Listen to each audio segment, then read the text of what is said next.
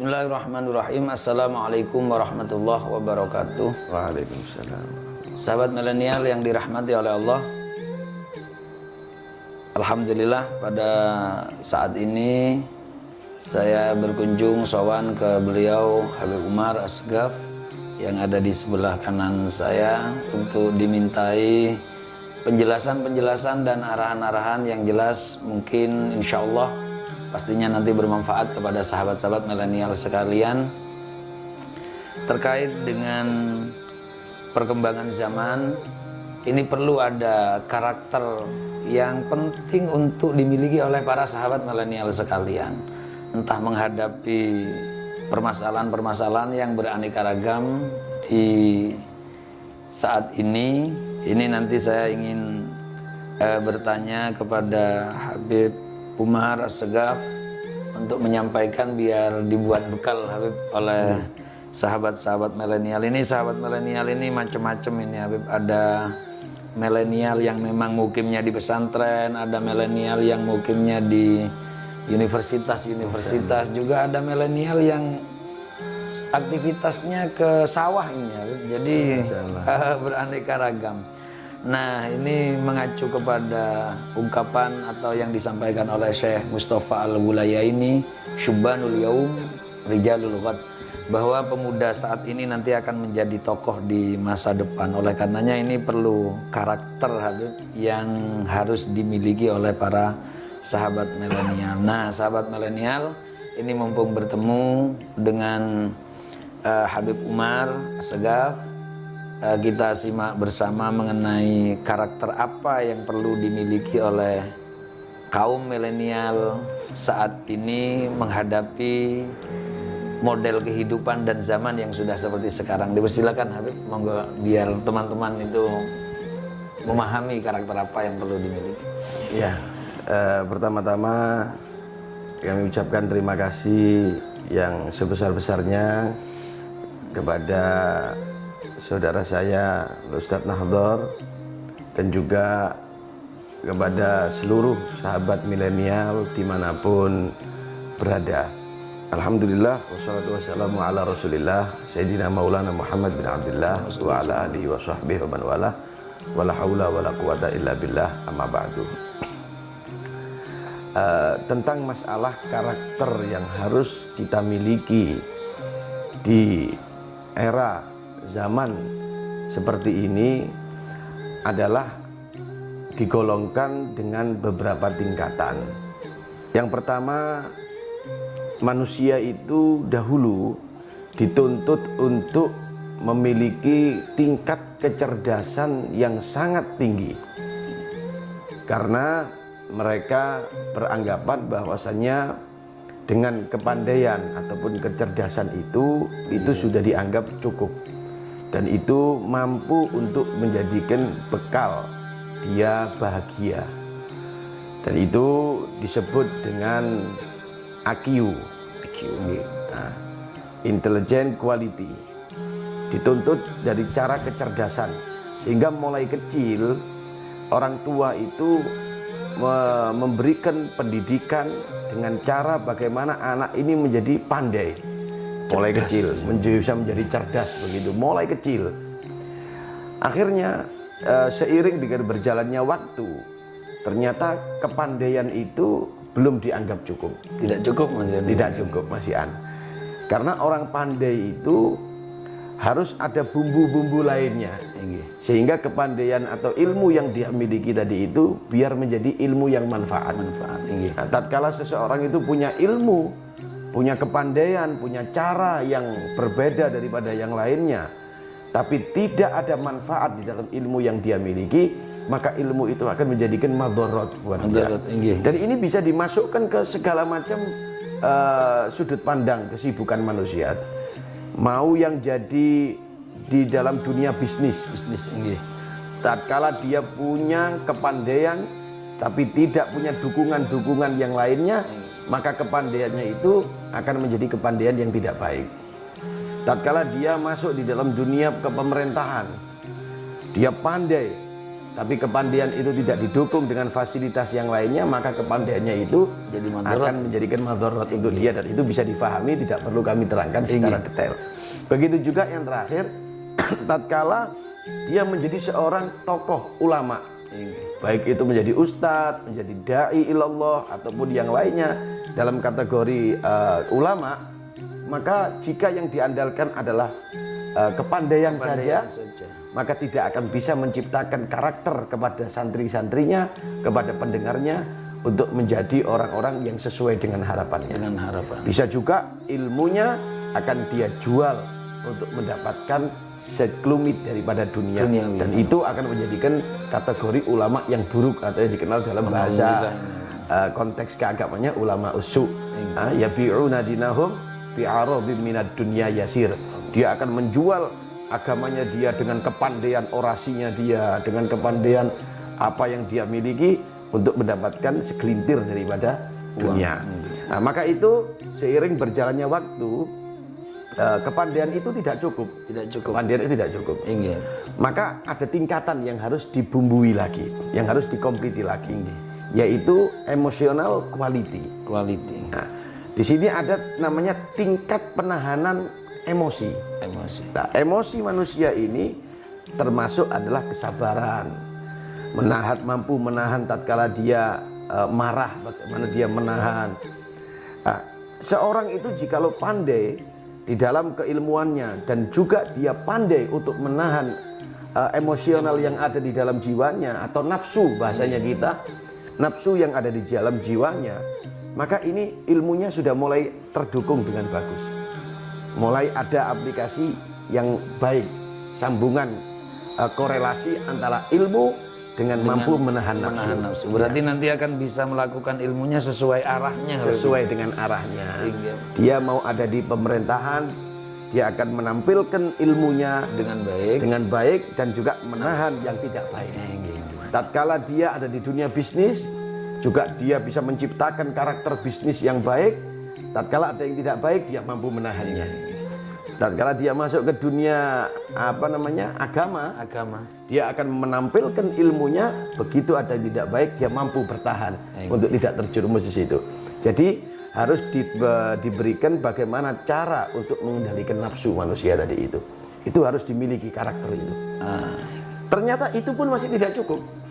Itu masih tidak cukup. Yang kesekian, ada yang lebih tingkatan yang lebih tinggi lagi, dan tiga ini harus memang betul-betul ada, yaitu yang disebut dengan spiritual quality. Jadi kadar keimanan spiritual, kadar keimanan yang benar-benar itu melekat pada tubuh seorang manusia tadi ini, sehingga nanti terbentuk orang-orang yang beriman. Bagaimana di dalam kitab Zubat Ibn Ruslan itu mengatakan, awwalu wajibin alal insani ma'rifatul ilahi istiqani. Jadi pendidikan yang pertama itu sebenarnya bukan bagaimana menciptakan anak itu pandai, bukan. Tapi pendidikan yang paling pertama adalah bagaimana dia mengenal Tuhannya, karena tatkala manusia itu kenal kepada Tuhannya Allah Subhanahu wa taala, kepandaian itu akan terkontrol. Dalam segi penahanan emosionalnya dia akan baik karena dia kenal siapa penciptanya. Sahabat milenial yang dirahmati oleh Allah, ini apa yang telah dipaparkan oleh beliau Al-Habib Umar As-Segaf mengenai karakter yang harus dimiliki oleh sahabat milenial adalah berangkat dari mempunyai ilmu, tapi harus bisa menahan nafsu. Yang terakhir, jelasnya dia harus mengenal Tuhannya. Yang ini yang dikatakan dengan dapat hidayah nantinya. Kalau di kitab lain ada penyampaian bahwa ada hidayatul ilmi, kemudian ada hidayatul iman. Nah, ini yang perlu dimiliki oleh sahabat-sahabat milenial. Sebesar apapun dan sebanyak apapun ilmu, tapi kalau tidak bisa menahan nafsu, nantinya akan menyebabkan madarat. Ya, betul. Inggih, berarti ada tiga hal kalau boleh saya simpulkan, karakter yang harus dimiliki oleh sahabat milenial untuk menghadapi tantangan ke depan. Ini memang ilmu dipentingkan. Betul. Tapi tidak hanya sampai di ilmu saja, juga perlu ada bisa menahan nafsu. Betul. Kemudian yang ketiga, Habib, terkait dengan meningkatkan kualitas keimanan. Kualitas keimanan, karena tanpa keimanan ilmu tidak ada manfaatnya, pasti akan jadi madharat, dan kemudian tidak akan bisa menahan nafsunya. Ini berarti menahan nafsu ini yang pertama sebetulnya, Habib. Betul. Jadi apa namanya, ilmu itu adalah fondasi yang paling dasar. Yang paling dasar adalah ilmu. Karena tentunya dengan ilmu itu mereka akan bisa mengarah kemana-mana. Ya, mau ke dunia bisnisnya, mau kemana saja, itu fondasinya adalah ilmu.